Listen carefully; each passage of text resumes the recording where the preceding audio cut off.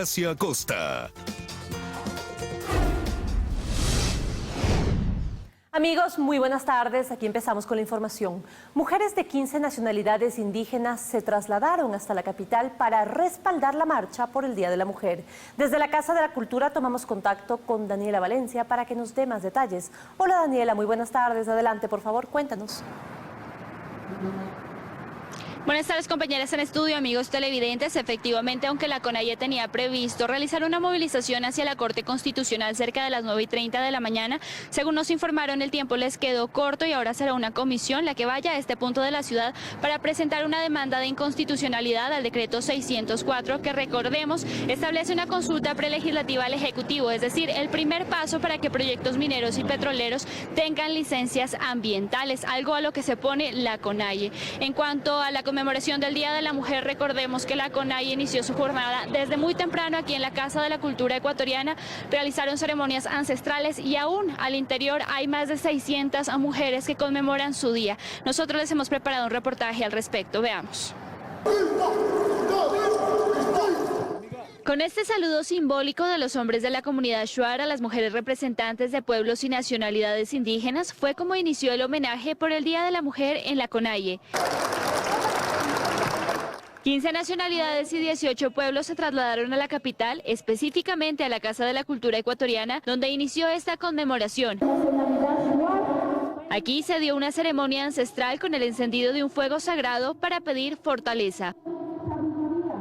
En esta marcha que vamos a hacer como mujeres, a reclamar con nuestro derecho, porque es cuerpo de las mujeres como tierra, y la tierra necesita estar en una tierra sano y libre. Así queremos las mujeres que no haya violencia, que no haya más muerte. Aclaran que serán las mujeres de la CONAIE las que acompañarán la marcha de las 4 de la tarde. Piden mayor equidad y acceso a derechos, pues aseguran que hay mayor vulneración para las mujeres indígenas. Sentimos tan violentados por todos los derechos, nos sentimos limitados al acceso al empleo, al acceso a la educación, a la salud, y esto ha sido no de estos tiempos, sino hace mucho tiempo la lucha de las mujeres cada vez más ha reivindicado.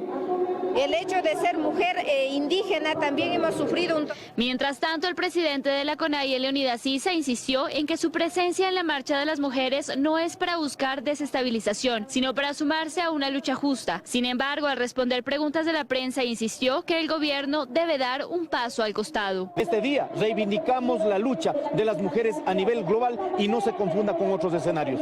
Asimismo hemos dicho, vamos a radicalizar la lucha en nuestros territorios, que quede absolutamente claro. El próximo viernes 17 de marzo nuevamente se reunirán los pueblos y las nacionalidades en la capital. Según dijo Leonidas Issa, será para tomar decisiones frente a distintos escenarios. Y bien, según la CONAIE, a las 3 de la tarde se reunirán en el Parque El Arbolito, esto para poder sumarse a la marcha organizada por organizaciones feministas. Marcha que, recordemos, será a las 4 de la tarde en la Plaza Indoamérica, esto en el sector de la Universidad Central, y que tiene previsto recorrer puntos como el IES, también la Asamblea Nacional, el Ministerio de Trabajo y finalmente desembocar en el Parque El Arbolito. Es lo que les podemos compartir al momento. Regresamos con ustedes a estudios. Una excelente tarde. Igual para ti, Daniela, muchísimas gracias por ese reporte. Y seguimos con el tema y les contamos que 300 mujeres policías se desplazarán en Quito para resguardar la seguridad en las marchas que se van a desarrollar esta tarde. Paul Coello nos cuenta más desde la Plaza de la Independencia. Hola, Paul. Gracias, así es. Esa ha sido la disposición de las autoridades en que no exista presencia de la Policía Nacional ni operativos intensificados en algunas zonas de la ciudad donde se van a desarrollar las marchas por el Día Internacional de la Mujer a partir de las 4 de la tarde. A estas marchas no únicamente van a participar grupos feministas, sino también organizaciones indígenas y de trabajadoras. Únicamente van a participar mujeres. Nosotros les hemos preparado un reportaje sobre el tema. Veamos. Este miércoles a nivel nacional se van a desarrollar múltiples eventos y marchas por el Día de la Mujer. En Quito a las 4 de la tarde, por ejemplo, grupos feministas se concentrarán en los exteriores de la Universidad Central para realizar una marcha que llegará hasta la Asamblea Nacional. Se confía desde el mando, se confía desde el gobierno que no exista ningún tipo de violencia porque las personas que están implicadas en las marchas han manifestado que van a ser marchas pacíficas. Por ello, la decisión de la institución es que no exista la presencia de la Policía Nacional en las marchas como anteriores años. No obstante, sí se desplazarán a diferentes puntos a 300 mujeres policías para resguardar la seguridad de las niñas y personas de la tercera edad que saben participar de estos eventos. Lo único que se les pide es que, como manifestaron que van a ser pacíficas, que nos mantengamos en ese campo de ser pacíficos y de entender que todos somos seres humanos y que todos somos ciudadanos. Asimismo, se ha dispuesto que no exista vallado ni resguardo policial en las entidades públicas y municipales. Y sobre el ingreso al centro histórico, habrá una libre movilidad. De acuerdo al informe de inteligencia, las posiciones del comando, va a haber total fluidez, no va a haber restricciones, no va a haber vallados, no va a haber un acompañamiento. Únicamente estamos haciendo un operativo para garantizar la presencia de las personas que se desplazan de manera normal, especialmente en el centro histórico. Sin embargo, sí se brindará una seguridad al Palacio de Gobierno por protocolos establecidos si es que llegaran a registrarse desmanes. Nuestro eje investigativo y de inteligencia obviamente estará pendiente en el caso de que hayan grupos infiltrados que quieran causar desorden, que quieran causar daño a las personas o a los bienes públicos o privados. Claro que sí, eso no se permitirá tampoco de ninguna manera. En Quito se desarrollarán al menos 3 marchas a partir de las 4 de la tarde por parte de grupos feministas y de indígenas. La de mayor concentración se realizará en la Plaza Indoamérica y en el Parque del Arbolito. Así es, estas organizaciones indígenas, feministas y de trabajadoras exigen políticas incluyentes y también una convocatoria al diálogo con el gobierno nacional, ya que no han sido incluidos en ellos. Como les manifestamos acá en el centro histórico de Quito, no existe un vallado en ninguna de las calles, pero sí existirá un dispositivo de seguridad por parte de la Policía Nacional y militares, esto por protocolos justamente de seguridad. Nosotros les estaremos contando todos los detalles de las marchas que se van a desarrollar acá en la capital a partir de las 4 de la tarde. Con esta información regreso a estudios, compañeras, ustedes con más amigos, buenas tardes. Muy buenas tardes, Paul, muchísimas gracias. Mujeres y hombres que ocupan roles de liderazgo a nivel político, social y empresarial dialogaron acerca de los retos para asumir el desafío de la lucha contra la desigualdad de género. Allí, en el marco del Día de la Mujer, conversamos con la ex vicepresidenta de Colombia, Marta Lucía Ramírez.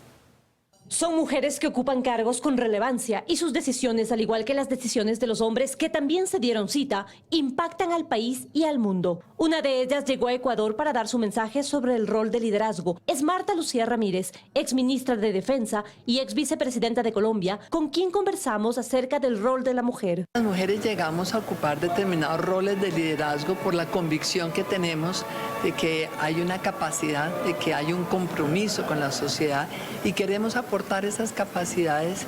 Por supuesto, ese compromiso supone también asumir el desafío de toda la desigualdad que hay en contra de las mujeres. Además, las autoridades ecuatorianas también resaltaron el impulso y las acciones a favor de las mujeres. Cada vez más mujeres facturan. A las mujeres emprendedoras, a las mujeres propietarias, y eso se debe a una diferencia radical entre el ingreso promedio. Otra noticia positiva es que cada vez más mujeres están tomando ese camino. En el año 2015 el 39% de las mujeres estaban decididas a hacerlo de manera independiente, ahora eso ya ha subido aproximadamente al 45% en el año 2022. La participación de la mujer es fundamental en toda instancia y eso lo reconocen desde diversos sectores. Tenemos que empezar a trabajar desde ya para fomentar que más niñas se atrevan a estudiar carreras técnicas. Entonces, si la mujer es tan importante para la reducción de la pobreza, ¿por qué muchas veces no le damos esas oportunidades? Esa es la gran pregunta que yo veo aquí en el salón. Para las mujeres, el mensaje de la ex vicepresidenta de Colombia es la convicción de que cada una de nosotras es determinante. Determinante al interior de su familia, es determinante en la sociedad y la suma de todas nosotras es determinante para el futuro de nuestros países. Y confiando en nuestras capacidades, debemos ocupar los puestos de poder y el rol que nos corresponde, lo cual no debe sorprendernos. Debe ser lo natural y lo correcto en la lucha por la igualdad. Aunque tras la pandemia más mujeres cayeron en la informalidad, las conquistas que han alcanzado en el ámbito laboral son innegables. Hoy son más las que están ocupando cargos directivos y políticos. Dayana Morroy está con nosotros con los detalles. Dayana, hola. ¿Qué tal? ¿Cómo están todos? El resultado de las últimas elecciones también podría darnos una idea de lo que está ocurriendo. En 2019 tuvimos 18 alcaldesas electas. En las últimas elecciones esa cifra subió a 40. Y aunque la cifra sigue siendo baja, realmente se ven avances. En el ámbito laboral en general, hoy también son más las mujeres que trabajan fuera de casa. Pero, ¿qué pasa dentro de casa? ¿Esa igualdad que se pide en la esfera pública ocurre en la intimidad del hogar? Según ONU Mujeres, de 100 horas de trabajo doméstico, las mujeres destinan 88 horas, los hombres solo 12. ¿Qué tal si hoy hablamos de la doble jornada laboral que tienen que cumplir las mujeres que trabajan fuera de casa? Las cosas están cambiando, pero tampoco tanto. En las últimas Olimpiadas, de los 48 deportistas ecuatorianos que clasificaron, 38 fueron mujeres. ¡Muy bien, Tamara! ¡Eso es todo, Tamara! Pero las mujeres en cargos directivos en el ámbito deportivo son solo el 27%. Y solo el 10% de las federaciones son dirigidas por ellas. Pero sin duda las cosas están cambiando y podemos también hablar de política. En 2019 hubo solo 18 alcaldesas electas en estas últimas elecciones, 40. Las prefectas pasaron en el 2019 de solo 4 a 7 en el 2023. Y en las elecciones del 2025 vamos a tener ya el 50% de mujeres que deben estar en esas papeletas. Entonces, logramos un avance importante. Pero lejos de estos ámbitos, en general, la presencia de la mujer en otros espacios también está creciendo. El trabajo ha crecido para las mujeres fuera de casa, pero el trabajo informal, el empleo formal cayó 4 puntos para ellas. Que tienen rendimientos que apenas alcanzan niveles de sobrevivencia o subsistencia. 7 de cada 10 mujeres jóvenes están en la informalidad y no tienen afiliación al Seguro Social. Pero indistintamente de la falta de buenas condiciones en estos casos, lo cierto es que las mujeres cada vez más están trabajando fuera de casa. Y si bien su incorporación a estos espacios es una conquista, también requiere sacrificios. Es difícil, pero no imposible. Evelyn tiene 42 años, es gerente de su propia empresa y ha trabajado desde los 16 años. Se dedica a la exportación e importación de productos y también es madre de una niña de 7 años y de otra de 14. Cuando hay hijos, o te dedicas solo a tus hijos y a tu casa y te olvidas de ti como mujer, como profesional, o decides y dices, no, yo también he luchado por mí y por mi crecimiento. Seguramente usted se sentirá identificada con esto.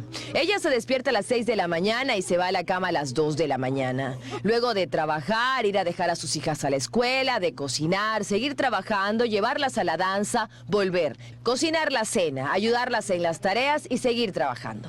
Ella dice que ha sido difícil y que alguna vez ha pensado en quedarse solo siendo ama de casa. Sí lo pensé, pero mi interior me decía, Evelyn, no puedes hacerlo porque tú siempre has sido independiente. Espera que para sus hijas, ser profesionales y a la vez madres, sea menos difícil. Sí quisiera que sea menos difícil para ellas, sí.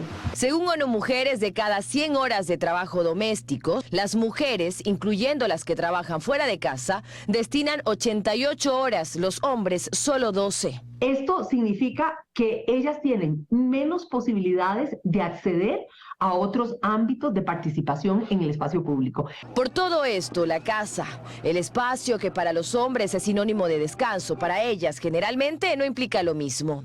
Abrir la puerta de sus hogares es entrar, pero a su segunda jornada laboral, por la que nadie paga. Y por ello, hoy quisimos también hablar de esto, de lo fundamental que es la redistribución del trabajo doméstico en casa. Eso también reduce la brecha de género. Y los dejo con esta pregunta, la respuesta es tuya. ¿Quién realiza el trabajo del hogar en tu casa? Aquí me despido. Vamos a revisar otros temas. En el caso Sinohydro, la Fiscalía investiga cómo una parte del dinero de los supuestos sobornos pagados por Sinohydro llegó a las cuentas de la familia de Conto Patiño, amigo del expresidente Lenín Moreno. Karen Aro obtuvo más detalles del expediente fiscal. Para entender lo que la Fiscalía denomina entramado de corrupción detrás de la hidroeléctrica Coca-Cola Sinclair, debemos ubicar en escena a Conto Patiño, amigo del expresidente Lenín Moreno y al menos a 7 miembros de su familia. La figura de Patiño aparece en estos hechos entre el 2009 y el 2010, época en la que el gobierno de ese entonces de Rafael Correa estaba por firmar el contrato para la construcción de la hidroeléctrica Coca-Cola Sinclair y que la participación de Sinohydro estaba en duda.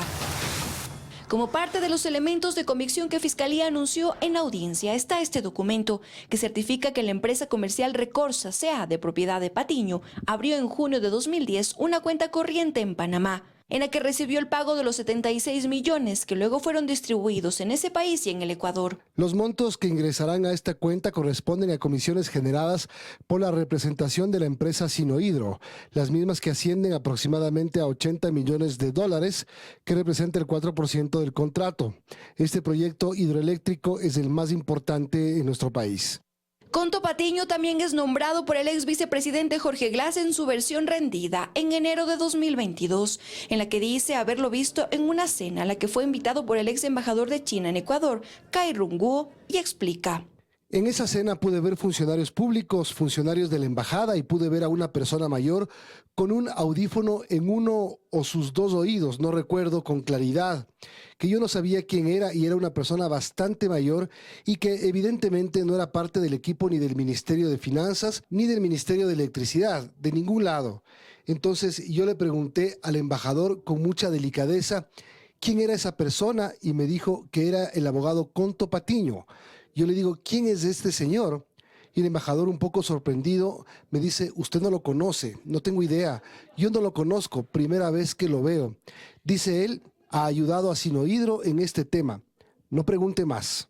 En la versión de Glass aparece también el yerno de Conto Patiño, Javier Macías Carminiani, al que dice recibió en su despacho por recomendación de Lenín Moreno y quien se presentó como representante de Sinohydro en Ecuador. Recibo una llamada del entonces ex vicepresidente Lenín Moreno Garcés. No recuerdo si ya estaba en Suiza o no. No lo recuerdo en realidad, solo recuerdo la llamada y me pidió muy gentilmente que reciba de urgencia al señor Macías Carminiani. Con todo gusto, yo lo coordiné así y le pregunté el tema y me dijo, él te va a explicar. Se dio la reunión con el señor Macías Carminiani en mi oficina. Palabras más, palabras menos. Lo que me viene a decir el señor Macías Carminiani es que todos los temas, por orden del señor Lenín Moreno, todos los temas de Sinohydro tenían que ser tratados con él. En las cuentas que hace Fiscalía, la familia de Patiño se habría beneficiado de al menos 44 millones de dólares, los que se desembolsaron así. A la cabeza están María Auxiliadora Patiño, hija de Conto Patiño, y su esposo Javier Macías Carminiani, los que mediante sus cuentas y empresas en Panamá y Ecuador habrían recibido al menos 23.5 millones de dólares. Le sigue Juan Carlos, también es hijo de Conto Patiño, el que en su versión dijo que recibió $1 millón como donación de su padre. Una parte de ese monto fue llevado a Estados Unidos. En la ruta del dinero, la Fiscalía ubica también a Victoria Patiño Charrelo, la que habría recibido de Recorsa en Panamá una transferencia por $200.000. Victoria, en su versión, negó el hecho. Fiscalía arrastró también el pago hecho a 2 hijos más de Conto Patiño. Se trata de Patricia y Manuel. Finalmente aparece Juan Manuel Durini, esposo de una nieta de Patiño, al que le entregó $900.000 y que en su versión dijo que se trata de la devolución por gastos de viajes al extranjero. Esta ruta no pudo ser confirmada por Conto Patiño en su versión, pues se acogió al silencio. Pero en este entramado todavía hay más detalles y más personajes. Cómo se hacían los cobros del dinero y qué mecanismos usaban. Eso se lo contaremos en una siguiente entrega.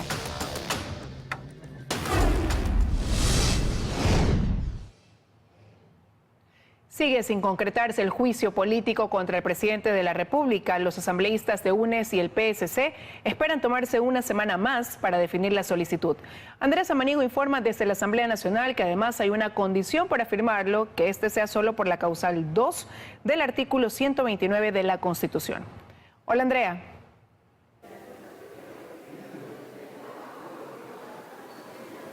Gracias, ¿cómo están? Muy buenas tardes. Así es, aquí todavía estos acuerdos, estas conversaciones entre los bloques legislativos interesados en llevar a juicio político al presidente de la República, Guillermo Lasso, pues no cuajan.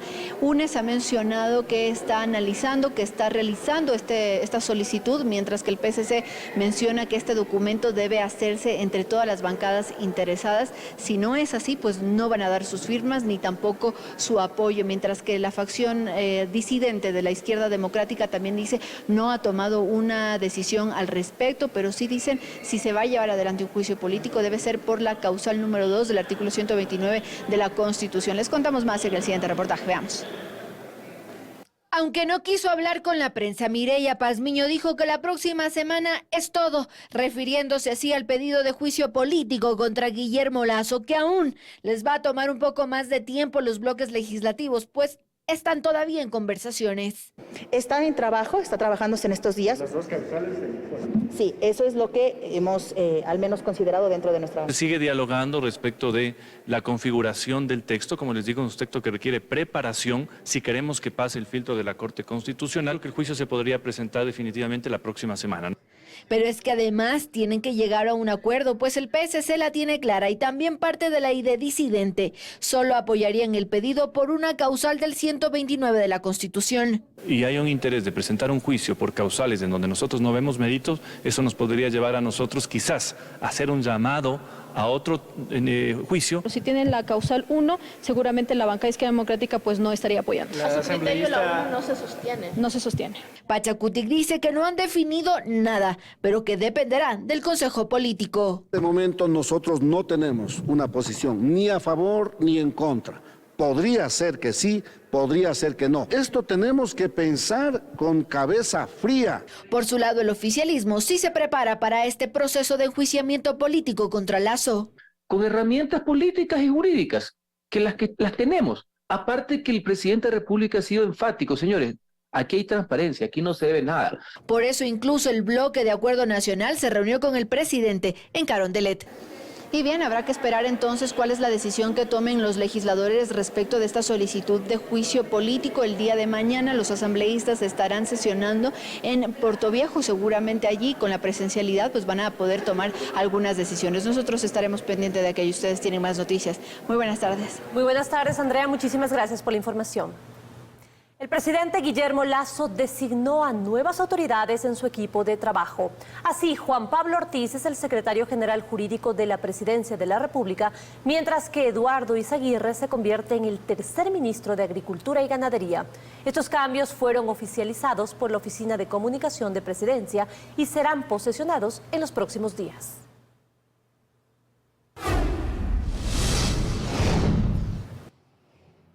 En otros temas, mineros ilegales bloquean vías y amedrentan a pobladores del noroeste de Colombia. Para el gobernador de Antioquia, Aníbal Gaviria, los manifestantes son utilizados como fachada por el Clan del Golfo. Angie Torres amplía la información. Así, mineros ilegales bloquearon las vías del noreste de Colombia. Pues desde hace días, trabajadores de minas colocaron barricadas en carreteras y amedrentan a la población local en el departamento de Antioquia en rechazo a las medidas del gobierno contra su actividad.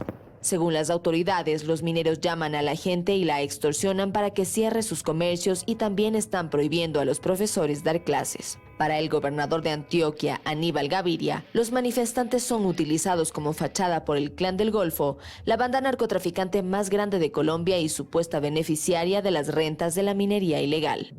Este paro se da exactamente al mismo tiempo de la quema de las 5 dragas de tipo brasilero por parte del ejército y la policía, como una clarísima retaliación de los grupos ilegales que derivan esos ingresos ilegales de la minería ilegal de estas maquinarias de grandes dimensiones. Desde 2012 han sido destruidas más de 1.200 dragas utilizadas para extraer el oro y 800 máquinas excavadoras en Colombia, en el marco de una política contra la minería ilegal que provoca deforestación y contamina ríos con mercurio.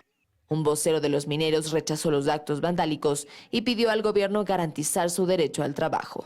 De aquí nos vamos siempre y cuando se nos garantice volver al territorio con garantías de seguir trabajando con tranquilidad. De hecho, se hace necesario continuar expresando ese sentimiento de que se suspenda inmediatamente la quema de maquinaria. Las autoridades sospechan que la extracción irregular de oro es casi tan rentable como el narcotráfico y una de las principales fuentes de financiación de organizaciones armadas en el país.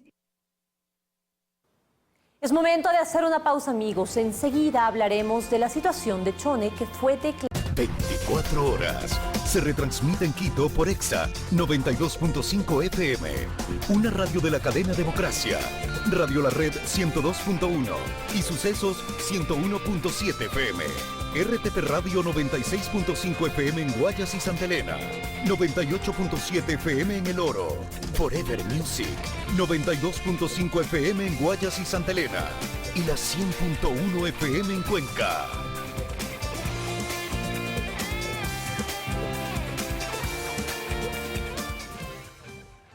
Seguimos con más. 3 muertos, miles de personas afectadas y millonarias pérdidas deja hasta ahora la intensa lluvia que cayó por más de 2 horas en Chone, provincia de Manabí. El Comité de Operaciones Emergentes Cantonal ya fue activado. Joana Ramos, con imágenes de nuestro corresponsal, nos tiene los detalles. Estas son imágenes aéreas del Cantón Chone. Más del 70% de la zona urbana y rural continúa bajo el agua. Fueron más de 10 horas de lluvia continua que provocó el desbordamiento de los ríos Chone, Garrapata y Mosquito. No se puede circular por las calles de Chone porque todo está lleno. Una moto, un carro no puede entrar. Lo único que está pasando y llevando gente también es el cuerpo de bomberos, el carro del cuerpo de bomberos. El Comité de Operaciones Emergentes Cantonal fue activado. Hasta ahora se contabilizan 3 personas fallecidas. 2 eran adultos mayores que quedaron sepultados por un deslave en el sector rural de Zapote, mientras que la otra víctima mortal era un adolescente que fue arrastrado por la corriente del río Mosquito. Las fuertes lluvias dejan además a miles de personas damnificadas y las pérdidas agrícolas superan los $3 millones. Hasta este momento son aproximadamente 5.000 hectáreas que se han afectado del territorio productivo, pérdidas de cultivos de maíz, de cítricos, de plátano, pérdidas de aves, de cerdos, de ganado, de vacas. Adicionalmente, la producción de agua potable bajó a niveles mínimos porque la inundación imposibilita que la planta de agua del cantón pueda trabajar. El Instituto Ecuatoriano de Seguridad Social informó que tras la afectación del Hospital Básico de Chone, los pacientes de hospitalización y emergencia fueron movilizados a los hospitales generales de Portoviejo y Manta. Además, anunció la reprogramación de las citas médicas agendadas para consulta externa. Mi hija que está próximamente a dar a luz. Ya hoy día pues vengo y me encuentro con la novedad de que está inundado Chone. Puedo ingresar, pues tengo que coger un triciclo. La prefectura realiza trabajos emergentes con maquinaria en varios puntos, retirando palizada y abriendo caminos. El presidente de la República, Guillermo Lasso, comunicó a través de su cuenta de Twitter que viajará a Chone en las próximas horas para coordinar acciones en torno a las labores de asistencia para los afectados.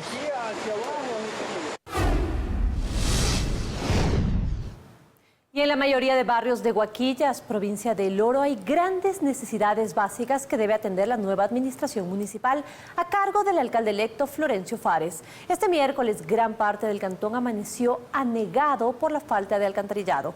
Luisa María Heredia viajó hasta esta ciudad para darnos más información. Luisa María, muy buenas tardes, te escuchamos, adelante. Hola en estudios, amigos televidentes, muy buenas tardes. Así es, nos hemos trasladado ahora a la ciudad de Huaquillas, provincia del Oro, situada en el límite de la frontera con Perú. Una ciudad de gran movimiento comercial precisamente por su ubicación geográfica, pero en la que hay muchas necesidades básicas que no han sido atendidas por las autoridades. Hoy, de hecho, algunos barrios amanecieron inundados tras una fuerte lluvia. Retos para la nueva administración municipal. Veamos la siguiente nota.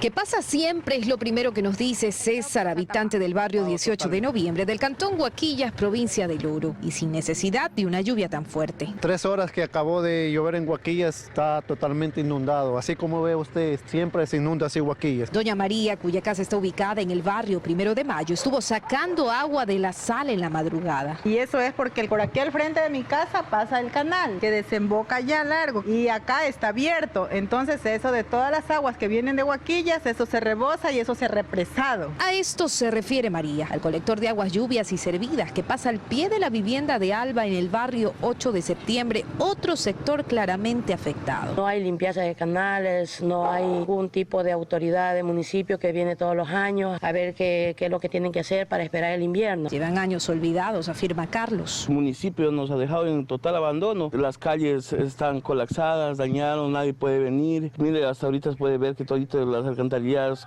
están colapsados. Es un totalmente abandono del municipio. Sabe bien a fondo esto, pero no viene a ver qué es lo que pasa. Los habitantes de estos y de casi todos los barrios de Guaquillas reclaman que el pavimento se concentre solo en la zona del centro, en la principal vía de acceso y en los alrededores del cruce fronterizo, en donde las necesidades básicas sí se han atendido. En estos puntos el problema, en cambio, es la inseguridad. Solo en la madrugada, aún con la lluvia, hubo 3 ataques con armas y explosivos a casas y locales. No hay paz. Lamenta este comerciante, quien por miedo prefiere ocultar su identidad. Ya no se puede trabajar. Ahora los delincuentes piden plata por dejarlos trabajar a la gente. De ahí que, haciendo alusión incluso a los ofrecimientos de campaña, los ciudadanos esperan de la nueva administración local liderada por el alcalde electo Florencio Fares la coordinación de acciones con la Policía Nacional y las Fuerzas Armadas presentes en la línea de frontera para reducir los índices de violencia. Está inseguro aquí, no hay nadie quien haga algo por la inseguridad. Con el afán de conocer precisamente cuáles son sus planes, proyectos y los avances que ella tenga al respecto, solicitamos una entrevista con el alcalde Fares del Partido Social Cristiano, pero pese a la insistencia, no hubo respuesta. Guaquillas, después de Machar, es la ciudad más violenta de la provincia. Aquí han aumentado los sicariatos, las extorsiones e incluso los secuestros. De ahí que, aunque no es una competencia municipal, sus habitantes demandan esfuerzos de todas las autoridades en conjunto para lograr reducir los índices de criminalidad. Es lo que puedo informarles desde acá. Continúan en Estudios con Más. Muy buenas tardes. Buenas tardes también para ti, Luisa María. Muchísimas gracias. Mientras eso ocurre en Guaquillas, en Guayaquil, el temor crece por nuevos casos de secuestro y extorsión que se han reportado durante la semana. Carlos Acoto nos cuenta que anoche sujetos lanzaron un artefacto explosivo que detonó en la fachada de una panadería ubicada en el norte de la ciudad. Casi a la medianoche de este martes, un estallido generó alarma en los moradores de la Ciudadela Kennedy, en el norte de Guayaquil. Sujetos en moto lanzaron un artefacto explosivo que detonó en la fachada de una reconocida panadería.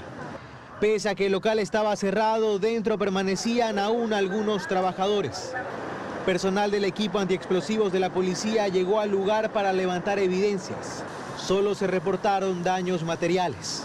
A los antisociales poco pareció importarles que este local, blanco del ataque, queda apenas a unas cuadras del cuartel Modelo.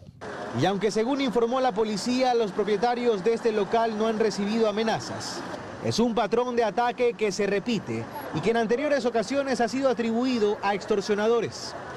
La tensión no disminuye en el puerto principal, y es que hechos de este tipo se suman a otros que han empezado a reportarse con mayor frecuencia: los secuestros extorsivos.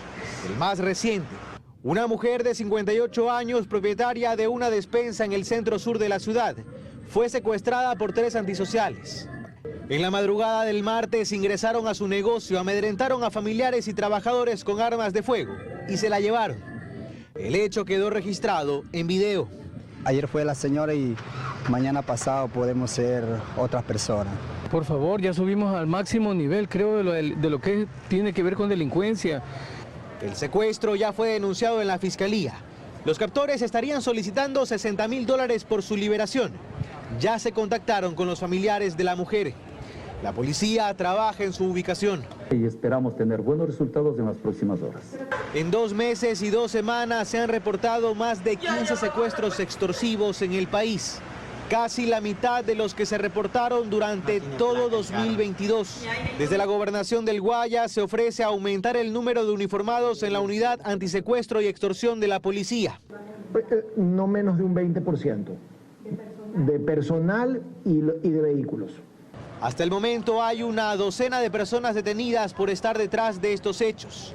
La mayoría tiene antecedentes penales por tráfico de drogas y tenencia de armas. Muchos, según la policía, han cambiado las extorsiones conocidas como vacunas por secuestros que tienen...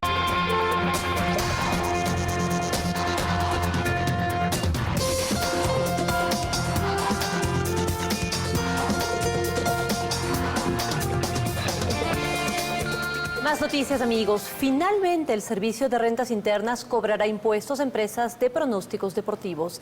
El SRI identificó a 16 empresas dedicadas a este tipo de actividad. Desde hace un año, este noticiero, a través de una serie de reportajes, evidenció que estas millonarias empresas trabajaban sin pagar impuesto a la renta. Lo comenzamos a publicar en febrero del 2022. Desde entonces llamaba la atención cómo estaban por todos lados, menos en el radar del Servicio de Rentas Internas. Las apuestas deportivas que funcionan en el país bajo un manto gris, pues como las apuestas están prohibidas, aquí se llaman pronósticos, tampoco declaraban impuesto a la renta. O al menos no el que coincidía con las millonarias ganancias que una compañía que está en capacidad de ser patrocinador y auspiciante de equipos de fútbol y campeonatos nacionales tiene. Finalmente, más de un año después, el Servicio de Rentas Internas anuncia que cobrará impuestos a 16 empresas de pronósticos deportivos activas en Ecuador. 6 operan sin RUC y no pagan impuestos. La entidad define las diferencias. Entre estas empresas, algunas funcionan solo como plataformas y otras con oficinas y locales físicos. Solo 10 de ellas tienen RUC y 9 están intervenidas por el Servicio de Rentas Internas. Las restantes serán intervenidas pronto.